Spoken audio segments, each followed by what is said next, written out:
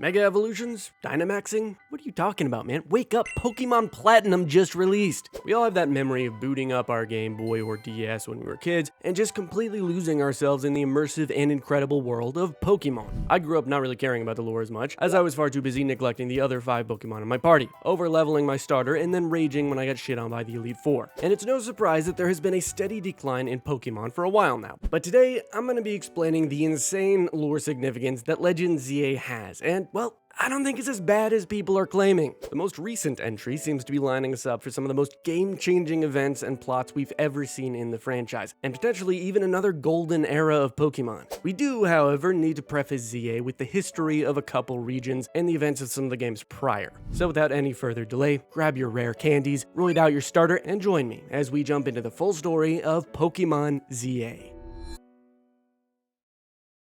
Now, I do want to lay out some basic foundations for the Pokemon universe, just for the people that are completely new to it, or are just now starting to take interest. I wouldn't want to leave those people completely in the dark, so I'll make it brief. The universe began with nothing more than a void and an empty space before an egg popped into existence. The being within this egg is the legendary Pokemon Arceus, and is essentially God in the Pokemon universe. To put it into perspective, the ring around Arceus isn't just some cool visual design, it actually has a very unique purpose. Arceus is so powerful that it needs this ring to restrain its full power, because otherwise its physical form wouldn't even be able to exist in this reality. From here on, almost all of the other Pokemon are extensions of Arceus, and the ones closer to it in the evolutionary tree are usually embodiments of forces within the universe. Dialga controlling time, Palkia controlling space, and a third Pokemon meant to be the sort of balance between the two that can distort realities named Giratina. These three are the closest Pokemon related to Arceus and are known as the Creation Trio.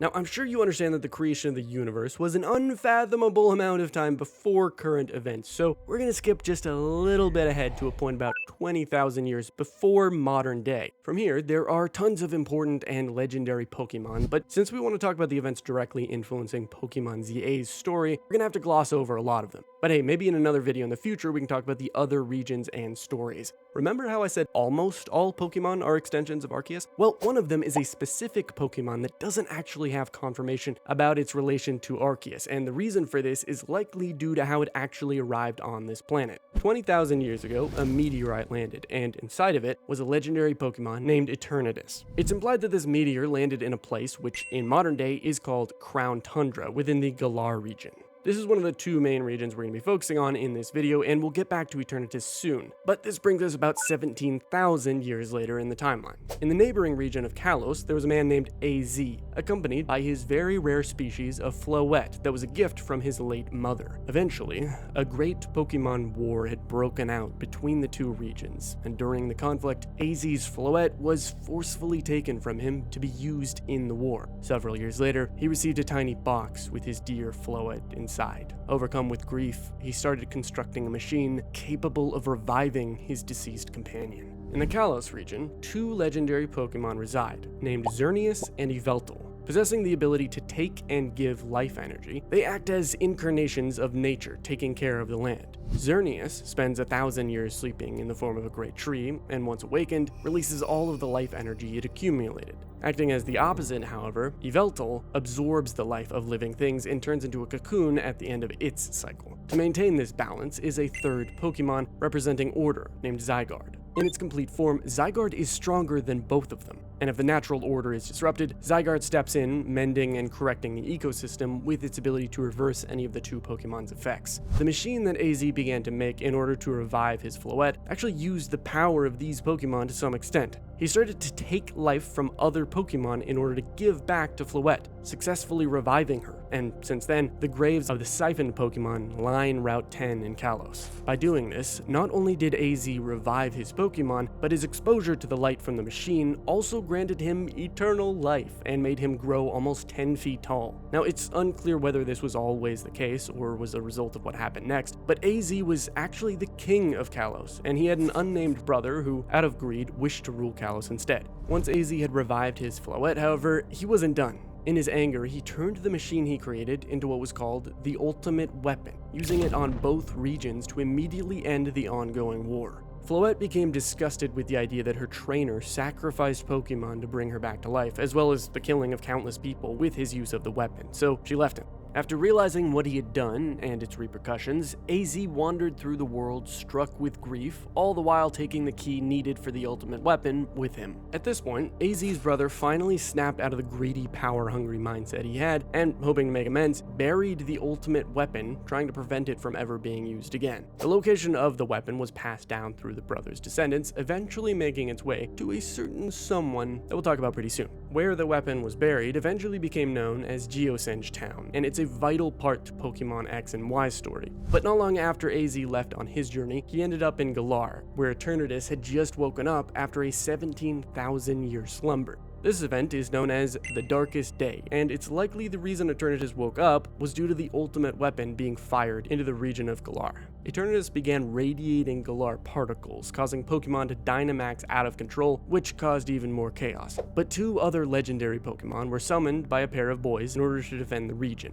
Zacian and Zamazenta. The ones that summoned them then teamed up to weaken and force Eternatus back into its slumber. This duo later ended up becoming the first kings of Galar. To put it into perspective, it's at this point in the timeline we're about 3,000 years away from current events. 1,000 years afterwards, AZ was approached by a mysterious, powerful man. He wanted AZ to build a machine in order to protect the Kalos region, but AZ refused to construct another device that would take, so instead he made a tower known as Ange that could give, granting eternal life. What lies at the heart of Kalos, and is the centerpiece of Lumio City in modern day, is a massive tower, which is of course Ange. Over time after AZ built it, it was covered up and turned into what's now known as the Prism Tower. AZ had planned to use this tower to share Floette's eternal life, but he would need to reunite with her first, and since she was nowhere to be found, Ange lay dormant, waiting. 1,000 years after Ange was built, which is also 1,000 years before modern day, AZ visited the Hoenn region and was actually the one who planted the tree in front of the Cave of Origin. Here, we can find the same kind of flower that his Floette has, growing near the base of the tree. And thanks to some NPC dialogue, we know that around the same time, AZ had directly witnessed the battle between a trio of legendary Pokemon: Mega Rayquaza, Origin Kyogre, and Origin Groudon. And after all of these events, AZ still continued to wander for hundreds of years.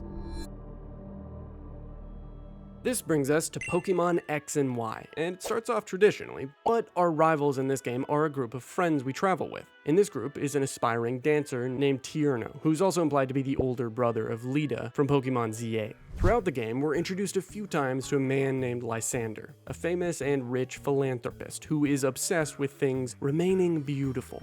Our villains we face in this game are an organization called Team Flare, and we repeatedly thwart their plans, meeting a number of their top members, including a scientist named Mabel, who's very important later on in Pokemon ZA. At some point, Lysander reveals himself as Team Flare's leader, and that he's planning to use the ultimate weapon to wipe out a majority of humanity in pursuit of his beautiful world. Lysander is actually the descendant of AZ's brother, and a character we see later on tells us that Team Flare was originally an organization that provided a place for people to come together, working towards building a more beautiful world. But Lysander eventually grew disillusioned, witnessing the worst of humanity, and he made it his goal to reduce the number of people in the world. We find Team Flare's secret lab hidden below Lysander's cafe, and inside, we find him talking to a tall man behind bars. This is, of course, AZ, and with him is the key to the ultimate weapon that he took with him all of those years ago. AZ explains the history of the weapon and tells us we have to stop Lysander, who himself pretentiously offers us the chance to do so, I guess. After we beat his scientist, Xerosic, however, he activates the weapon and causes it to burst out from underneath the Geosenge town.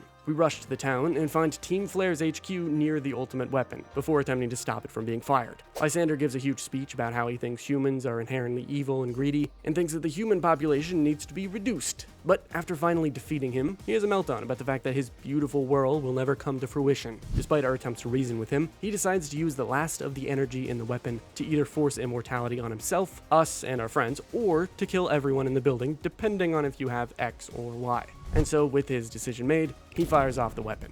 We and our friends are able to escape in time, but Lysander and the HQ are buried in rubble. During this chaos, Zygarde actually saved all living creatures from the weapon, including Lysander, making Zygarde exhaust all its power and causing its cells to split, ending up in different places around the world. This event also caused Lysander to lose his memories and become seemingly immortal, just like AZ, now going by the name L, and working with Zygarde to help restore its power. The firing of the weapon also caused Ange in the Prism Tower to awaken, having sensed danger. After the credits, AZ challenges us to a Pokemon battle to experience what a trainer is about, and afterwards he thanks us. It's at this moment, after 3,000 years, his Floette comes down and reunites with him, as she sensed his heart has been truly liberated. Lastly, there is a brief segment in the post-game where we're introduced to the Doctor Who-inspired detective character, Looker, who's working to solve crime in Lumiose. With him, we meet Emma, an orphan girl, and her partner, Esper, both of whom Looker takes in under his wing. Alongside Looker, we track down a Pokemon thief, learning that Xerosic, a Team Flare scientist, is controlling Emma with a suit he invented. But we're able to convince him to let her go, and he turns himself in, letting Emma keep the suit and his Pokemon. Afterwards, Looker leaves Lumiose and appoints Emma as the head of the detective office. Before Team Flare was essentially dismantled, they came up with some ideas to try and carry on their legacy. One of these ideas was the expansion suit I just mentioned, but additionally they tried to create a new generation of young trainers that held Team Flare's ideals. A couple of these young trainers ended up in Lumiose, and we'll see them a bit later on, but that brings us to the start of ZA. Now, Pokemon ZA takes place 5 or so years after X and Y, but during this time, some important things happen in Lumiose. 3 years after the weapon fired, AZ approached a company in the city called Quasartico, led by its CEO, Jet, and her secretary, Vinny. AZ lets them know that Lumiose is in peril, and soon tons of wild Pokemon started showing up in Lumiose. Over the next 2 years, Quasartico executed the urban redevelopment plan that they'd been working on, turning the city into a place where both the recent influx of Pokemon and the people can live together normally. When they started investigating the Prism Tower during the plan, they found out that it was a source of some form of energy. When Lysander fired the ultimate weapon, Ange became active, and it caused a massive energy spike, luring in wild Pokemon from all around. However, this energy was very special, and they came to call it Mega Power. Eventually, wild Pokemon started mega evolving out of control in an event coined as Rogue Mega Evolution. Quasartico would go on to try to solve this problem away from the public eye, but they were short on manpower. As a result, Quasartico and AZ created a trainer competition in the city called the ZA Royale, attempting to find the strongest Mega Evolution user possible. In this competition, trainers would battle each other to rise through the ranks, starting at rank Z, with the top being rank A. The way they would encourage people to join is by granting any wish within Quasartico's power to whoever reaches the highest rank. 6 months ago, AZ, with his Floette, tried their best to subdue the first Rogue Mega, but AZ lacked the constitution for prolonged battles, so your soon-to-be rival in ZA stepped in to command Floette and defeat the Pokemon. This brings us to the opening of ZA, and we see our character on a train when something jumps into our bag. Once we arrive in Lumiose City, we meet our rival, which, depending on what appearance you choose for your character, is Tawny or Urbane.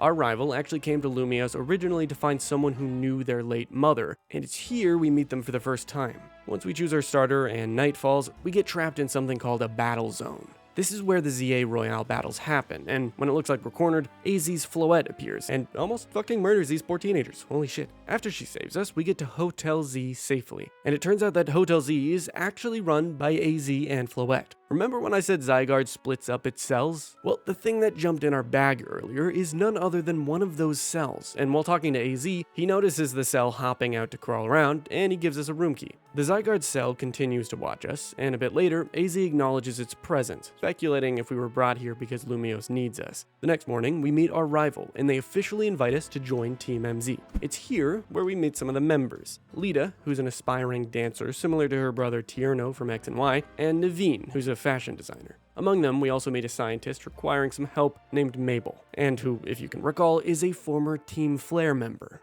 We're introduced to one more familiar face, and it's Emma, who at this point is a full-fledged detective since Looker left at the end of X and Y. After some dinner back at the hotel, including a scene that made French streamers freak out, we meet with Emma again. She asks us to let her know if we see a black, four-legged Pokemon, which we end up running into later. Emma tells us that it's Zygarde and says we need to chase it, so we do, until it grabs us and brings us to a rooftop. With the assistance of AZ and Emma, who arrived not long after, this is where we fight and defeat our first rogue Mega Evolved Pokemon, which happens to be an Absol. The next morning, our rival brings us to a meeting with Jet's secretary, Vinny. After finding out about what happened the night before, he tells us how Quasartico is currently trying to solve the rogue Mega problem. At some point in the conversation, he asks us to help them stop the rogue Megas, and afterwards, we're briefly introduced to Jet. From this point on, throughout the events of the game, we're constantly tasked to fight batches of rogue Mega Pokemon whenever we receive intel from Vinny. But after our first one, we actually end up fighting Zygarde. When we beat it, it gives us a Pebble? Lysander then shows up, having accompanied Zygarde, but like I mentioned earlier, he lost most of his memories and goes by L now. He tells us that in order to protect Lumiose, we have to become a trainer worthy of standing at Zygarde's side, and since it can't actually Mega Evolve, we're at a disadvantage. During our time in Lumiose, we continue to fight rogue Megas and compete in ZA Royale matches, rising through the ranks, during which we also have a lot of run-ins with the city's various organizations. The Fist of Justice is a sort of liberation movement led by this dude named Ivor. He wants to make everyone in the city stronger so that they can get rid of the wild zones and have humans and Pokemon truly coexist. Ivor happens to be our next opponent in the Royale, and true coexistence between humans and Pokemon is also his wish if he makes it to rank A. The next group we run into is a bit more shady. This is the Rust Syndicate, and they're led by this Yakuza-esque loan shark named Corbo. Corbo actually has an interesting backstory. At a young age, when he was struggling, Lysander helped him, and Corbo would come to idolize the guy. The way Corbo became the Syndicate's boss was when he defeated its old leader, Felipe, in battle. Felipe had insisted that since Corbo was stronger, that he should be in charge, and so Corbo then took control, making Felipe as his second in command. As events progress, we eventually find out that our rival is now in debt. They ended up taking out a loan with a huge interest rate from Corbo, and are now nowhere to be found. So Corbo calls us, and after heading to the Syndicate's HQ and battling some of the grunts, we have to work for him to help pay off the interest. Later on, Corbo calls us and gives us some shady-sounding tasks, but they all end up genuinely improving the well-being of citizens in Lumiose. Corbo seems rough around the edges, but maybe he's not so bad. When we're talking to him after one of the tasks, we end up finding our rival protecting Jet from a group of protesters. See, some people are convinced that Quasartico are actually the ones behind the wild Pokemon increase, and alongside Corbo, we ward off the protesters. Jet thanks us for the help, and we eventually head to Corbo's office where he decides to battle us. He eventually stays at Hotel Z, and because he enjoyed his stay so much, he tips our rival how much? Felipe comes to collect the debt, which is the exact amount that Corbo just tipped. Damn, that was smooth. Soon we head to our normal coffee spot. That looks awfully familiar, but during which we have an encounter with another organization in Lumiose called the Society of Battle Connoisseurs, or SBC for short. The SBC is a group of wealthy upper-class trainers run by this girl named Jason, and she is really insistent on us competing in their upcoming tournament. Hey lady, we've got rogue Mega Pokemon to fight, and it's kinda important, okay? At some point, she even threatens to buy out our hotel if we don't compete. Okay, fine. We go to a tournament, but before we fight her, we're interrupted by L and Zygarde. This is where everyone realizes that L is Lysander. Everyone's shocked that he survived the ultimate weapon 5 years ago. He responds saying it doesn't matter who he was back then since he doesn't remember any of it. We then battle Zygarde. It runs off, and L tells us that he'll continue collecting the remaining cells while we keep getting stronger. At this point in the game, we're almost to rank A, having reached B from our fight with Jason. The next morning, AZ tells us that the only one who can control the tower is Mega Floette, and only the strongest Mega Evolution user can fully utilize her power. Naveen states that we're clearly the strongest, but our rival insists that they still have a chance. Afterwards, we get a call from Jet, who wishes to meet with us, and she confirms our motivation to help protect Lumiose. But as we're about to leave, Jet asks our rival about their jacket, and our rival explains that it belonged to their mother. Jet says it looks familiar to her, and our rival tells Jet that if she has any information, it would be appreciated. It's here we get a notification revealing our final opponent to reach rank A, but we have to find them first. With little to no info on their location or even their face, we visit Mabel, and she tells us about our opponent, who happens to be a former Team Flare member just like her. It's here we meet some of Team Flare's new generation that actually started their own group called Team Flare Nouveau, which when translated means new Team Flare. This is Grisham, our final Royale opponent, and another member of his group, Griselle. The two of them don't want to make a scene in public, so we meet them at Lysander's former cafe where the old Team Flare lab was located. Grisham gives us the rundown of past events and how he holds resentment towards AZ, blaming him for Lysander's descent to madness since AZ was the one who built the ultimate weapon in the first place. Grisham invites us to see the truth ourselves, letting us into the old lab with a terminal that explains it all. During this, Zygarde and Elle show up again. Elle's memory is still foggy, but while standing there in the lab, some of it starts to come back to him, and he recalls interrogating AZ and learning about Ange. Originally, Elle planned to activate both Ange and the weapon, but since Floette was necessary to activate it and her location was unknown, it wasn't possible. On top of this, he explains that Ange is in danger of fully spiraling out of control and entering a frenzy at any moment. With this urgency, we defeat Grisham and rank up to A. Later that night, as we're trying to sleep, we're suddenly awoken by a huge explosion outside as Ange has entered its frenzy. We head to the base of the tower, ready to help put a stop to it, but we and our rival get stuck choosing Mega Floette's user. So we use a battle to make the final decision. Do we really have time for this? We defeat our rival one final time, and they acknowledge us as the strongest Mega user. But suddenly, they tell us we already have a job that only we can do since Zygarde trusts us. They want us to be the backup plan in case something goes wrong. So they use Mega Floette anyway. Surely this won't cause any problems, right? Our rival Mega evolves Floette, and they smash into the tower's control room. When it seems like all is going well, everything starts going to shit, and wow, I wonder how we could have avoided this. Tons of rogue evolutions start happening around us, and the tower shatters, revealing what was hidden underneath. And Floette. After a few cool sequences, we make it to a rooftop where Zygarde absorbs all of the collected cells, returning to its complete form. Alongside Zygarde, we fight Ange Floette and weaken it by destroying the flowers at its base. But just when it seems like it's defeated, it starts channeling all of its remaining power to fire a light of ruin into the sky, attempting to completely wipe Lumiose off the map. It's here we feel something in our pocket, and it turns out that that pebble that Zygarde gave us is what we needed for it to Mega Evolve. God damn it, Elle, you lied to me. So Zygarde turns into a 50 cal, close enough. Welcome back, Pokemon Gun, and blasts the light of ruin out of the sky. Whoa, that's pretty. And with Ange finally offline, our rival gives us a fist bump. Hey, stop pretending like you weren't the reason we almost died, pal. In the distance, on the roof of the hotel, is where AZ expresses his gratitude while staring off at the now destroyed Ange. Shortly after, we skip to a scene ahead of time showing AZ's gravestone. As it turned out, he's passed away. It seems like he knew his time was close since he had asked Naveen to take his measurements for some new clothes, but in reality, they were for his grave. Team MZ bids farewell to AZ,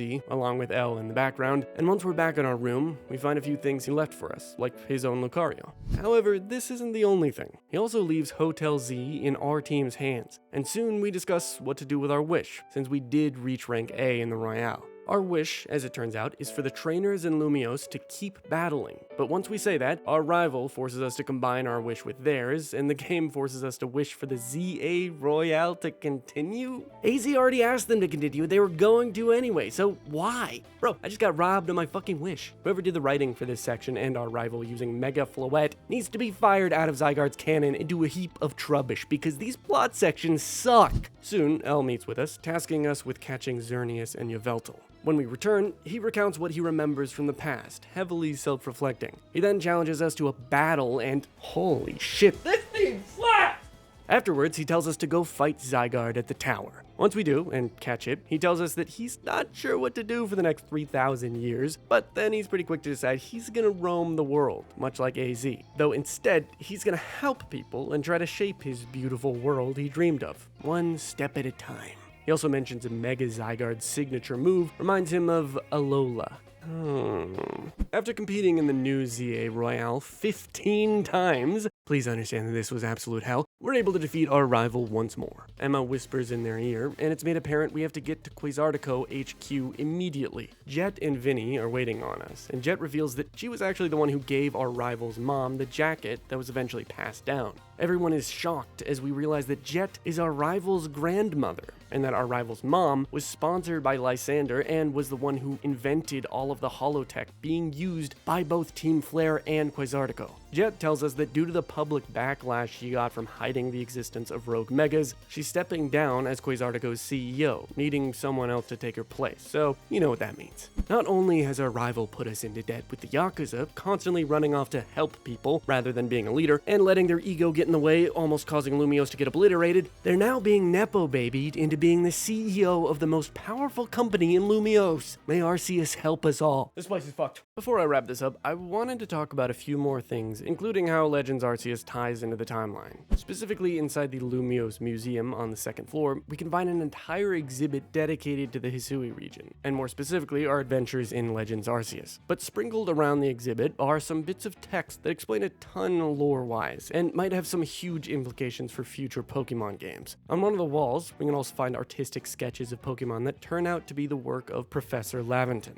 It was previously thought that his Pokedex was lost until the sketches were discovered in the shed of a house in the Sinnoh region.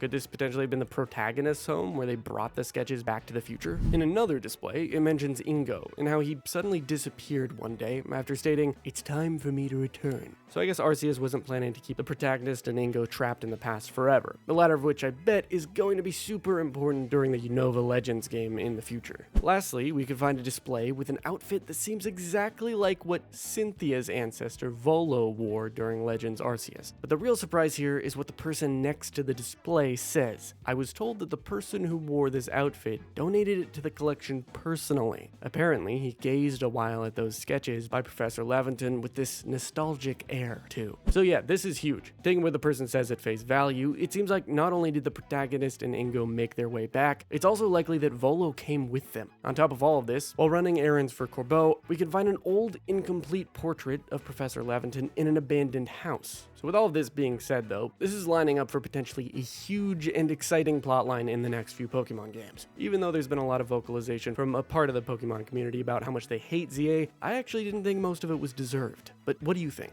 How did you enjoy this story? Do you have any theories of your own? Or do you know anything I missed? Why don't you let me know in the comments. If you like our videos, make sure to hit the subscribe button, and if you don't, my Rayquaza wouldn't mind firing its Hyper Beam that's currently being aimed at your house.